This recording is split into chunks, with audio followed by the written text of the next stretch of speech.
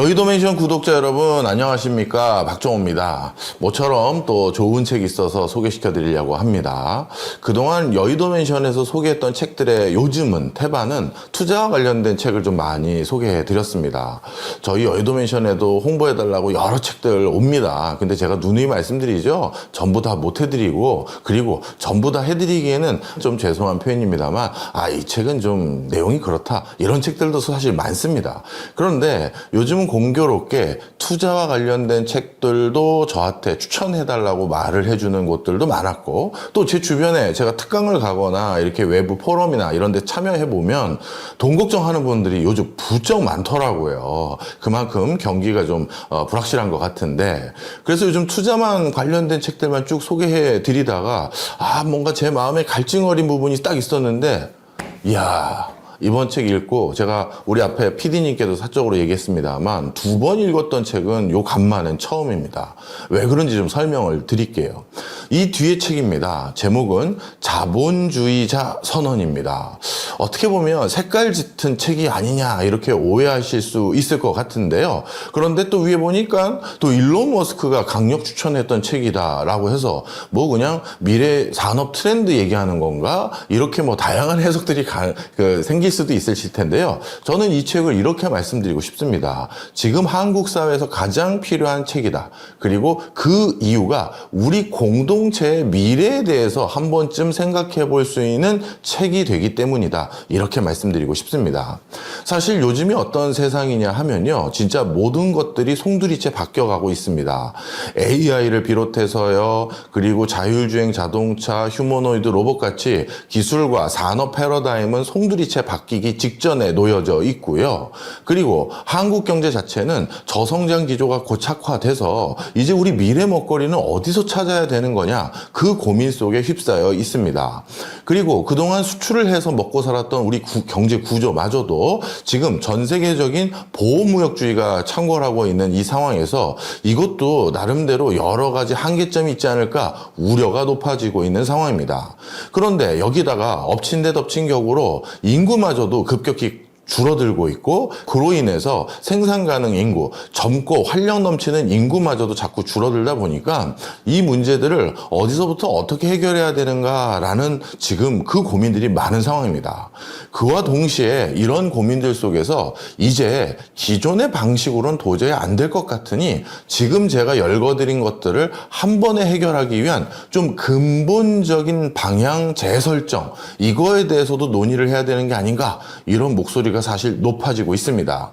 이걸 정치권에서는 뭐 좌우 이렇게 구분해서 많이 언급들도 하곤 합니다. 제가 그런 언급들이 전부 생산적이다라고 말할 수는 전혀 없지만, 그렇다고 소모적이기 때문에 전혀 해서는 안 된다 이렇게 표현하고 싶지도 않습니다. 우리나라가 중국 같은 공산당, 일당 중심의 사회를 지향하는 건 아니잖아요.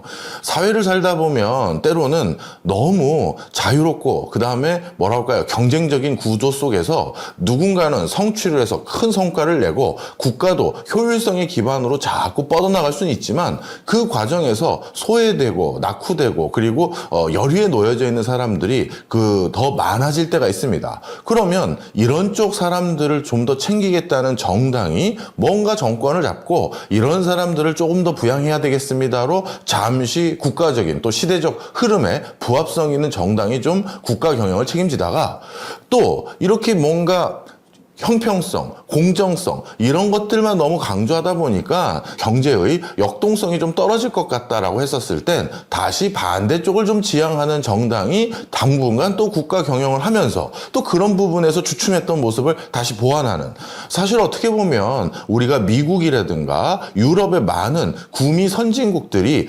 지금까지 그 반열까지 올라왔던 주요 행간은 이렇게 다당제 또는 양당제 속에서 사회적 필요성에 부합하는 정당에게 우리 국민들이 투표하고 그 순간은 그 정당이 집권하도록 유도해서 뭔가 바로잡아가면서 진화 발전을 해온 거 아니겠습니까? 자, 바로 그런 과정에서 지금은 그러면 어떤 게 필요한 것인가, 모든 것들이 송두리째 바뀌어가고 있는 이 타이밍에 우리는 어느 쪽으로 방향을 잡아야 되는 것인가에 대해 대한 진중하고도 그리고 심도 깊은 그리고 다층적인 접근이 필요한 시점입니다. 이런 거는요, 유튜브에서 한 1시간 대담 프로 본다든가 저도 간간히 출연하고 있는 MBC 100분 토론 같은 데 나가서 100분 동안 토론한 것만 봐가지고 방향타를 설정할 수는 없어요. 유권자 한 사람 한 사람이 지금의 상황을 우리가 어떻게 판단하고 또 과거에 큰 방향타 2개가 그동안 검증받아왔던 내용들은 무엇인지를 바탕으로 지금 이 순간 우리는 이걸 선택해야겠네. 이 부합성이 있는 작업이 하나 있어야 되는데요. 바로 그러한 갈증이 저도 꽤 있었는데 그래서 우리 그 구독자분들뿐만 아니라 많은 사람들에게 이 갈증을 어떻게 해소시켜 드릴까 저 스스로도 컨텐츠를 구성하기 위해서 많이 고민을 했었는데 바로 이 책이 그거에 대한 아주 좋은 실마리를 풀어준 것 같습니다. 설명을 드리겠습니다. 이 책의 제목은 말 그대로 자본주의자 선언, 즉 시장 경제와 자본주의 이것들이 가지고 있는 장점들이 무엇이었는지를 절대 잊어서는 안 된다라는 것이 이 책의 저자가 말하고 싶은 요지입니다. 자, 첫 번째로 말씀을 드려보겠습니다. 책에서는 몇 가지 프레임으로 지금 상황들을 어느 쪽에 힘을 기울여야 되는지에 대한 대꾸 형태로 접근을 하고 언급을 해주고 있는데요. 말 그대로 자본주의를 지향할 것이냐 비자본주의를 지향할 것이냐 이 부분부터 설명을 좀 드리면서 시작을 해봐야 될 것 같습니다. 사실 2차 세계대전 이후 많은 국가들이 있었습니다. 그런데 그 많은 국가들 중에서 적어도 풍요로움이라는 관점, 경제적으로 비약적으로 성장해왔다라는 관점을 바탕으로 설명했었을 때는 이거는 이론의 여지가 없다라는 게 이 자본주의 선언의 첫 번째 대목입니다. 가장 극명하게 설명할 수 있는 부분들이 몇 가지가 있었는데요. 이 책에서는 거기에 대해서 명명백백하게 설명하고 있습니다. 중국과 인도, 아프리카의 보츠와나 그리고 대한민국까지 우리가 지금 이 순간 가장 비약적으로 발전해왔던 국가들이 어딘지를 일단 그것은 설명을 충분히 할 수 있다라고 얘기를 하고 있는데요. 한번 말씀드려 보겠습니다. 이 책에서도 우리나라가 언급되어 있습니다. 한국은 북한에 비해서 초창기에는 분명 더 가난한 나라였다. 1960년대까지만 하더라도 그리고 해방 전만 하더라도 공업단지의 대부분 그리고 발전 설비의 대부분이 북한에 있었기 때문에 북한은 나름대로의 기반을 가지고 좀 더 높은 수준에서 성장을 해왔고 그리고 한국이란 나라는 그것보다 열위에 놓여 있었던 것이 분명한 사실이다. 하지만 두 국가가 보였던 체제에 대해서 다른 선택지 그 다른 선택지 속에서 한국은 비약적인 성공을 해서 지금은 북한과 비교할 수 없는 과정까지 성장해 왔음을 언급하고 있습니다. 그 다음 중국도 마찬가지예요. 마오쩌둥하고 덩샤오핑 이 두 사람을 비교하는데요. 마오쩌둥에 대해서 이런 표현들도 있습니다. 마오쩌둥의 죽음으로 인해서 중국이 다시 한번 비약적인 성장을 할 수 있는 기회가 있었다라는 부분을 설명하면서요. 마오가 지향했던 부분과 덩샤오핑이 지향했던 부분이 얼마나 달랐는지를 한 대목으로 설명하는데요. 간단합니다. 덩샤오핑은 마오쩌둥 시절부터 사회의 은밀한 곳에서 잠재되어 있었던 암시장 그리고 자신만의 사적 소유물 이런 것들에 대해서 그냥 공적으로 인정을 해줍니다. 사실 마오쩌둥 같은 경우는 어떻게 보면 그런 것들을 터부시 여기면서 공동체만을 지향해 왔던 것이 사실인데요. 덩샤오핑은 마오쩌둥 죽음으로 인해서 본인이 정권을 물려받은 뒤에 개혁개방과 함께 이렇게 방금 설명드렸던 사유재산이라든가 시장주의 그리고 시장 원리 이런 것들을 적극적으로 도모하기 시작했죠. 그 뒤로 중국은 그 뒤로부터 급성장을 하기 시작합니다. 인도 역시 이 책에서도 언급이 되어 있습니다. 인도 역시도 2차 세계대전 이후 그리고 신생 독립국으로 출발한 다음에는 식민지 시절의 어떤 굴레에서 벗어나기 위해서 수입 대체 산업들 그러니까 외국의 물건들이 국내로 들어오는 걸 막고 우리는 수입을 대체해서 자체적으로 자생력 있는 경제 생태계를 유지한 다음에 그 다음에 수출을 하던 그 다음 흐름으로 가자라는 기치를 내걸었습니다. 그런데 이 책에서도 언급되어 있습니다만 이렇게 일정 부분 외국계 기업이 못 들어오게 막았을 경우에는요. 그 국내 시장에서 나름대로 기득권에 가까이 접근할 수 있는 사람들 또 기득권을 통해서 자신의 이익을 제도적으로 관철할 수 있는 사람들에게 이권이 몰릴 수밖에 없는 상황이 돼버립니다. 따라서 정부 정부가 부패해진 상황에서 또는 정부가 더더욱 부패해질 여지가 있고요. 그리고 이렇게 정말 내수망은 가지고 충분히 성장할 수 있는 기업들의 기회를 만들어주려고 했더니 그 기업들이 자꾸 계속해서 성장을 하는 것이 아니라 이런 부정부패라든가 아니면 보호무역주의 속에 안주하면서 어떻게 보면 더 주저앉아지는 경쟁력을 확보하는 것들이 이미 확인이 됐다라는 것을 언급을 합니다. 그렇지만 인도도 개혁개방과 보다 전폭적인 자본주의를 도입하기 시작하면서 어떻게 보면 인도 사회에 있었던 고질적인 문제들까지 해결하면서 급성장하게 됐다라는 걸 이 책이 언급하고 있는데요. 그 중에 하나가 가장 어떻게 보면 근본적인 치유라고 할 수 있는 카스트 제도마저 자본주의 덕분에 많이 완화됐다라는 얘기를 합니다.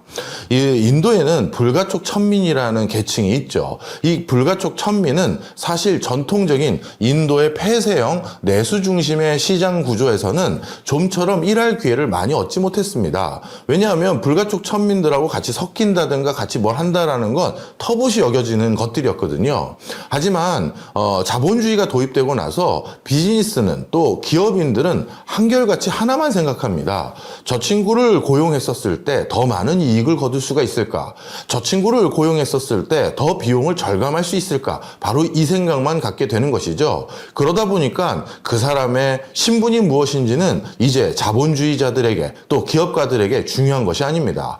그래서 이 책에서도 한 사람이 나오는데요. 원래 자기가 살고 있던 지역에서는 자기의 신분 때문에 좀처럼 기회를 얻지 못했던 사람이 다른 지역으로 이사 간 뒤에 건설 현장에 마침 노동자들이 근로자들이 부족하다는 소식을 듣고 찾아갑니다. 그리고 나서 그 현장에서 당신이 날 고용해 줄 수 있느냐, 그리고 내가 나와 비슷한 사람을 10명 이상씩 데려올 수 있다 했더니 그 기회를 줬다는 거예요. 그리고 자신이 지금까지 한 번도 벌어보지 못한 그런 돈을 한 달 만에 벌었던 그런 경험을 이 책에서 기술하고 있습니다. 그리고 나서 그 사람은 그런 방식으로 인력 공급하는 일종의 용역회사를 설립해서 계속 운영을 했고요. 그러다가 해당 지역에서 중소 건설회사를 설립해서 운영하는 사장님까지 갔던 일화를 소개하고 있습니다. 이런 것들도 자본주의가 도입됨으로 인해서 적지 않은 기회가 생기고 효율성이 높아지면서 기회를 얻지 못했던 계층들에게도 이렇게 기회가 얻어질 수 있다는 점을 이 책에선 차근차근 설명하고 있습니다. 자, 그러면 교수님 그걸 누가 모릅니까? 그런데 우리가 자본주의의 맹점이 뭡니까? 극단적인 양극화잖아요. 우리가 그걸 지적하는 거 아닙니까? 제가 서두에 이 책이 빛나다는 것은 우리가 이런 논쟁들은 사실 어느 TV 토론회나 유튜브나 아니면 정치적인 어떤 큰 선거가 있었을 때마다 후보자들끼리 얘기할 때 단편적으로 보게 됩니다. 그런데 그런 단편적인 TV 토론회에 몇 마디 한 것만 가지고는 우리가 충분히 이해하고 우리가 충분히 숙지한 다음에 난 저 사람을 찍어야겠네 이렇게까지 이어지기가 어려워요. 그래서 이 책은 두텁게 그동안 자본주의의 장점 말고 단점으로 지적되어 왔던 것들마저도 이런 것은 단점이라기보다는 이렇게 생각하시면 어떨까요? 라고 다시 보완 설명을 해주는데요. 양극화도 마찬가지입니다. 앞서 자본주의가 발달하면서 비약적인 성장을 하는데 분명 자본주의는 중요한 요소가 되어 왔다. 제가 설명을 드려서 다 아실 거고요. 아마 체감으로도 아시는 분들이 있을 겁니다. 그런데 양극화 문제에 대해서도 이 책은 이렇게 설명을 합니다. 미국이나 한국이나 일본이나 유럽의 여러 국가들도 최빈층이 있습니다. 그 최빈층이 전체 국민들이 가지고 있는 전체 재산에서 그 최빈층이 가지고 있는 재산의 비중은 3% 수준이고요. 아프리카에 독재가 만연했던 국가들, 아직 저개발 상태에 놓여져 있는 국가들, 그리고 서아시아라든가 또 중남미 저개발 국가들이 놓여져 있는 그런 국가들에도 또 최빈층이 있겠죠. 그 저개발 국가들 국민의 전체 소득에서 차지하는 비중이 여기도 3% 이하로 비슷한 정도입니다. 그러면 우리가 하나 확인할 수가 있는 게 있죠. 양쪽 다 비슷한 소득을 점유하고 있는데 파이가 어디가 더 큽니까? 미국과 일본과 유럽이 훨씬 크죠. 그 얘기는 달리 말하면 뭐다? 양쪽 국가의 최빈층이 비록 상대적인 빈곤에 있어서는 최빈층으로 분류가 되긴 하지만 그렇지만 절대적인 빈곤 부분에서는 상당히 큰 차이가 있다는 걸 이 책이 설명하고 있는 겁니다. 사실 맞습니다. 우리 OECD 국가라고 부르죠. 흔히 선진국 국가들 사이에서는 그러니까 쉽게 말해서 헐벗고 굶주리는 것으로 사망하는 사람들은 거의 없습니다.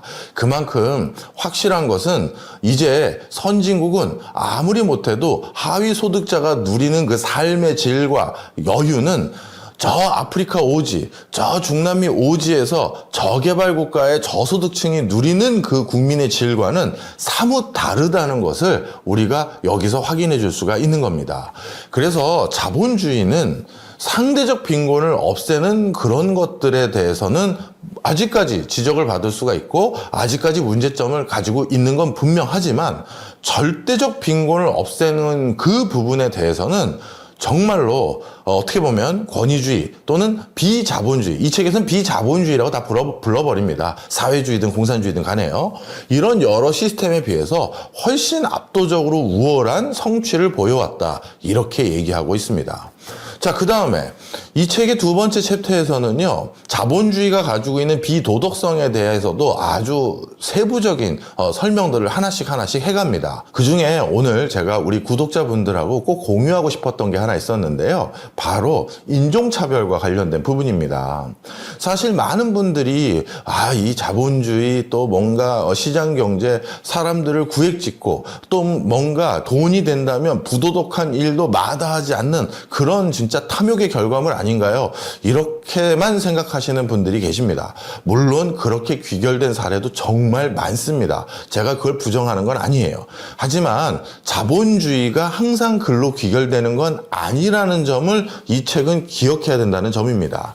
자, 대표적으로 이 책에서 언급됐던 것은 1960년대 미국의 인종차별주의를 대표적인 사례로 언급하고 있습니다. 이걸 누가 구분해 놨느냐? 정치인들이 구분을 했어요. 자기의 지지 세력들을 결집시키기 위해서 우리가 어떻게 이렇게 같이 어울릴 수가 있는 거냐? 우리 순수 미국인 아니면 우리 순수 누구 이런 것들로 사람들을 선동하고 구획짓기 시작하면서 없었던 행태인 인종차별 형태의 교통 시스템이 미국 남부 지역에서 도입이 되게 된 것입니다. 자, 이렇게 설명드리면 제가 무슨 얘기 해드리려는 건지 감이 오실 겁니다. 원래 자본주의에는요, 도덕성이 꼭 어떤 기준으로 작동한다라고 말할 수가 없는 겁니다. 또 자본주의에서는요, 무조건 자본주의는 악덕하다 이렇게 얘기할 수 없는 거예요. 어떤 맥락에서 그게 비즈니스적으로 더 웰메이드 될 수 있는 상황이라면 오히려 사회는 구분을 하고 있지만 저는 구분을 안 할래요, 이렇게 하는 게 오히려 자본주의가 선택한 선택지일 수도 있는 거예요. 그것 때문에 우리가 좀 더 바람직하다고 생각할 수 있는 사회적 윤리, 당위성에 좀 더 빠르게 접근할 수도 있는 것이죠.